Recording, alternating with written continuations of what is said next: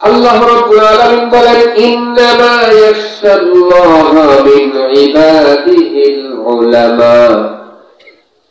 বান্দাদের মধ্য থেকে আলেমগণই বেশি আল্লাহকে ভয় পায়। ইয়াখশাল্লাহা মিন ইবাদিহিল উলামা, তার বান্দাদের মধ্য থেকে। বান্দা কারা? এই ইবাদিহি বলতে সাধারণ মানুষ বুঝাইছেন, আর উলামা হলেন সাধারণ মানুষের মধ্যে তারকা সমতুল্য। আল উলামাউ ফিল আরদ কান নুজুমি ফিস সামা। আল্লাহ নবী বলেছেন সাল্লাল্লাহু আলাইহি ওয়াসাল্লাম, আল উলামাউ ফিল আরদ কান নুজুমি ফিস সামা। আসমানের তারকা দুনিয়ার আলো। সুবহানাল্লাহ বলেন।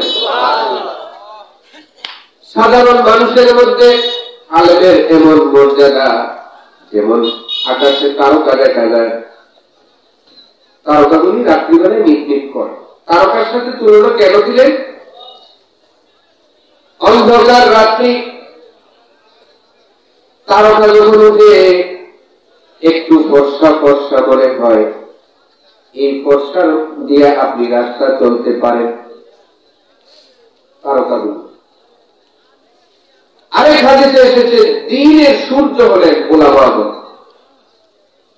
সূর্য উঠলে যেমন আলোকিত হয়, আলেমগণ তেমনি সমগ্র পৃথিবীকে আলোকিত করে।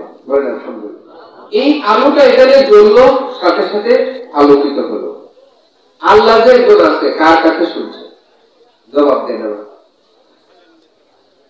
কথা বলেন না, সবাই বলে। এইটুকু যদি আপনি বলতে না চান, আপনি কার্পণ্য করলেন। সত্যি করে বলেন, আল্লাহ যে একজন আছে, জান্নাত আছে, জাহান্নাম আছে, নবী আছে, এটা জানলেন কার কাছে? আবার বলেন সুবহানাল্লাহ। যে আলেম আপনাকে আল্লাহ চিনাইল, যে আলেম আপনাকে নবী চিনাইল, সেই আলেমকে আপনারা কি অপমান করবেন? এবার কিছু প্রশ্ন মানুষের মনে জাগ্রত হয়।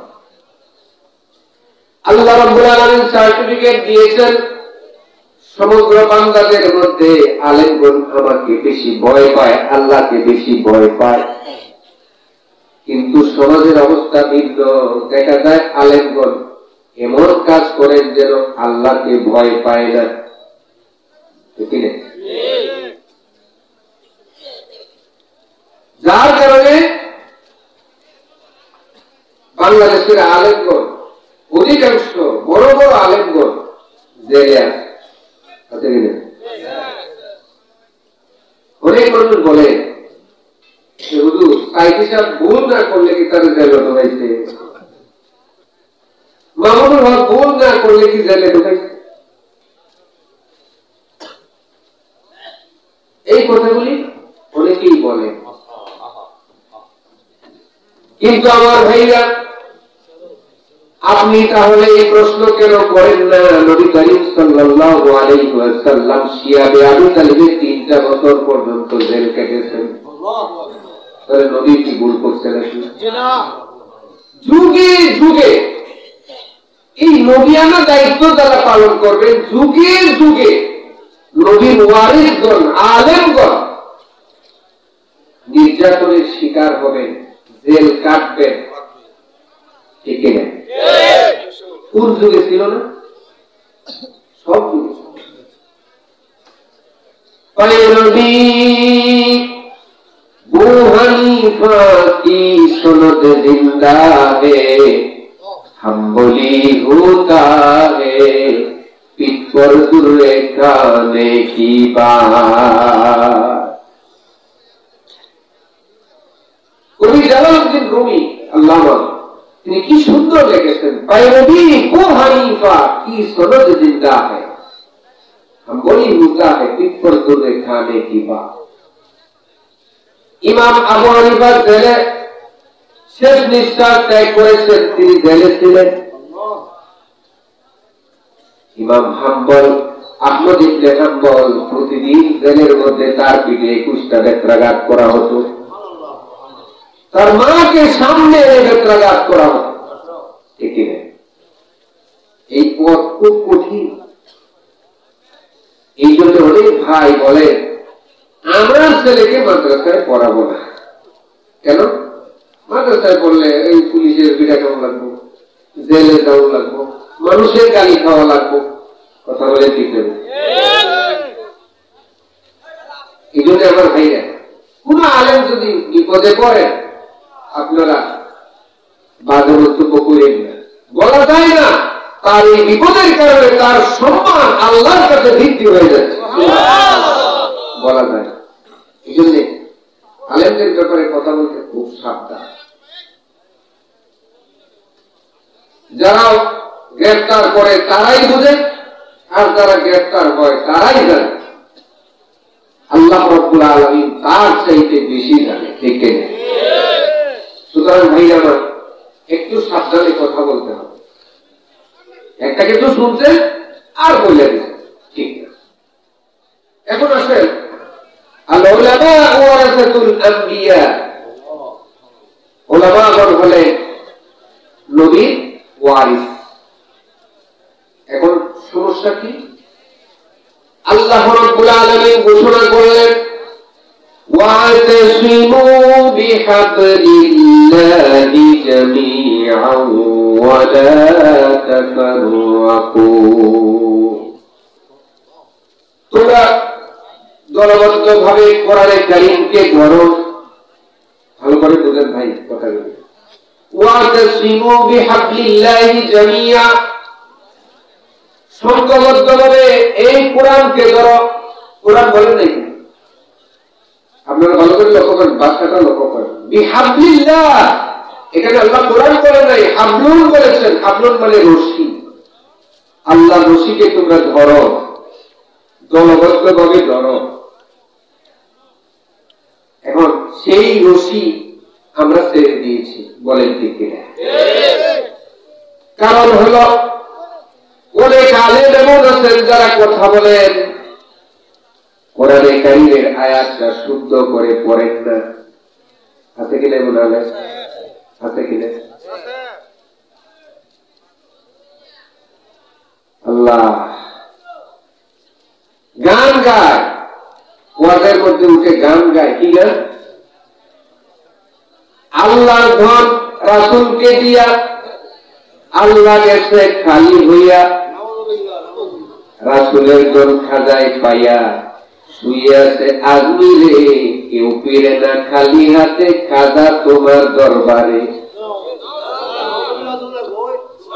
এই ওয়াজ একজন আলেম এরকম চেয়ারে বসে করে, ঠিক না?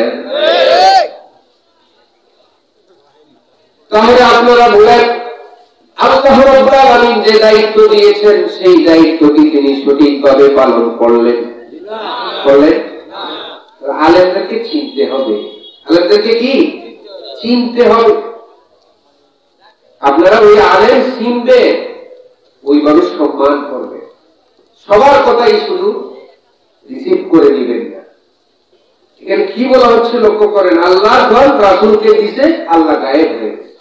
রাসূলের ধন খাজায় নিয়ে শুয়ে আছে, খাজার কাছে সাইন কি আছে কিনা? এগুলি ভাই শিরক। কিন্তু কথা ছিল আলেমগণ কোরআনের ব্যাখ্যা করবেন, কোরআনের আয়াতগুলি তেলাওয়াত করে মানুষের সামনে একটা একটা শব্দ করে বিশ্লেষণ করে মানুষকে বুঝাবেন, ঠিক কিনা?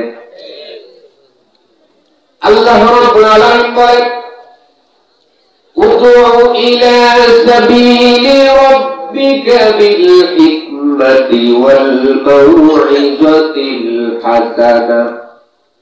তোমরা মানুষকে আল্লাহর পথে ডাকো, দুইটা পুঁজি নিয়ে ডাকবা, হিকমত আর হলো মাউইযা। এই মাউইযাতুল হাসানা এটা হলো দুনিয়ার মধ্যে সবচেয়ে উত্তম মাউইযা, উত্তম ওয়াজ হলো কোরআন। বলেন সুবহানাল্লাহ।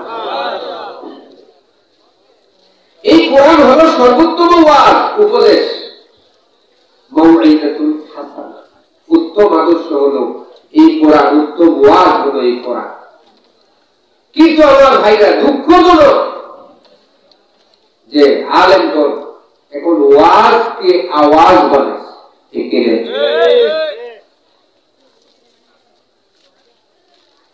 আমরা ওয়েলকাম জানাই যারা বর্তমানে কোরআনুল কারীমকে সামনে নিয়ে কোরআনের তাফসীর করেন, সেই সমস্ত আলেমদেরকে আমরা সাধুবাদ জানাই। আলেম হতে হলে যোগ্যতা অর্জন করতে হবে। সর্বপ্রথম যোগ্যতা হলো কোরআনের যোগ্যতা। কোরআনুল কারীম যদি শুদ্ধভাবে পড়তে না জানে, সেই আলেম নামাজ ভুল পড়লে তার নামাজ হবে না, ঠিক কিনা বলেন? সাধারণ মানুষকে আল্লাহ মাফ করবেন, কিন্তু আলেমকে আল্লাহ মাফ করবেন না। কেন? শুদ্ধ হইল না। করবেন কেন? তুমি আলেম হয়েছো, সর্বপ্রথম ইলম হলো কোরআন। সর্বপ্রথম ইলম কি? আল্লাহ পাক বলেন, ইকরা বিসমি রাব্বিকাল্লাযী খালাক, তুমি তোমার প্রভুর নামে পাঠ করো। এর মানে হলো কোরআন তেলাওয়াত করো। সুবহানাল্লাহ। আল্লাহ রাব্বুল আলামিন সর্বপ্রথম শিক্ষা দিলেন নামাজ না, রোজা না, হজ না, যাকাত না। সর্বপ্রথম শিক্ষা দিলেন বান্দারে তুমি পড়ো, কোরআন পড়ো। বলেন সুবহানাল্লাহ। এই কোরআন যে পড়তে জানে না, কোরআন শুদ্ধ করে পড়তে জানে না, তার জন্য ওয়াজ করাও যায় নাই, ঠিক না? আগে কোরআন, এক নম্বর শর্ত হলো তাকে কোরআন জানতে হবে, কোরআনুল কারীম শুদ্ধ করে তেলাওয়াত করতে হবে। আর নয় মুক্তি নেই। ইমামতিও চলবে না, তার পিছনে নামাজ হবে? বলেন করে নামাজ হবে? হবে না। তাহলে আগে শুদ্ধ। রুব্বা কারীম ওয়াল কুরআনু ইয়ালআনুহু, কোরআনের এমন পাঠক রয়েছেন, কারি রয়েছেন, যাদেরকে আল্লাহ রাব্বুল আলামিন লানত করে, কোরআন লানত করে। কে লানত করে? ওয়াল কুরআনু ইয়ালআনু, কোরআন নিজে লানত করে। নাউযুবিল্লাহ। এটা যে আমার ভাইরা, আলেম তো তারাই যারা সহি শুদ্ধ ভাবে কোরআনুল কারীম তেলাওয়াত করবেন, বান্দাদেরকে শিখাবেন, ঠিক না?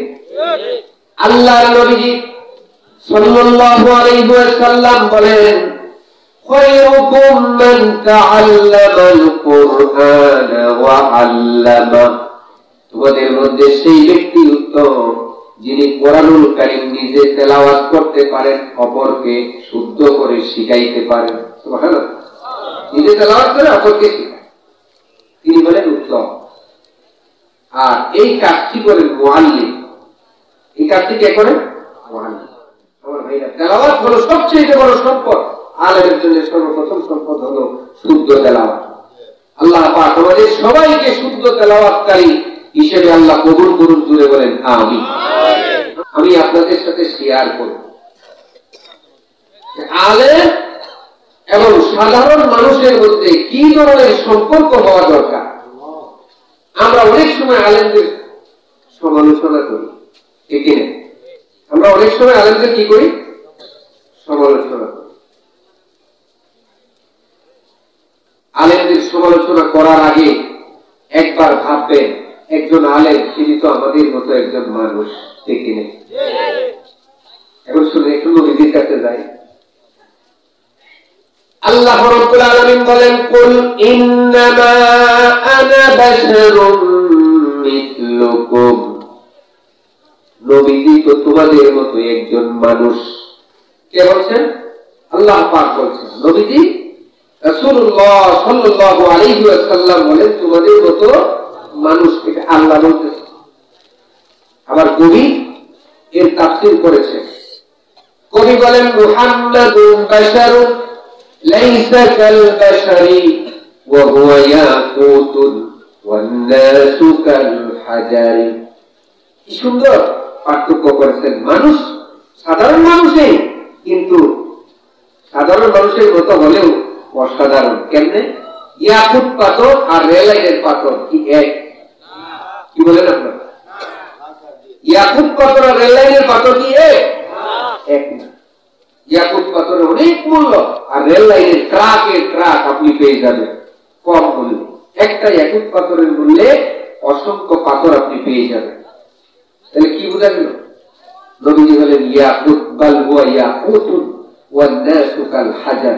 নবীজি হলেন ইয়াকুত পাথর, আর সাধারণ মানুষ হলো সাধারণ পাথর। সুবহানাল্লাহ বলবেন না? আমরা জানবো আজকে যে এই সাধারণ মানুষ এবং আলেমের মধ্যে কি পার্থক্য। আগে ওইটা জানবো।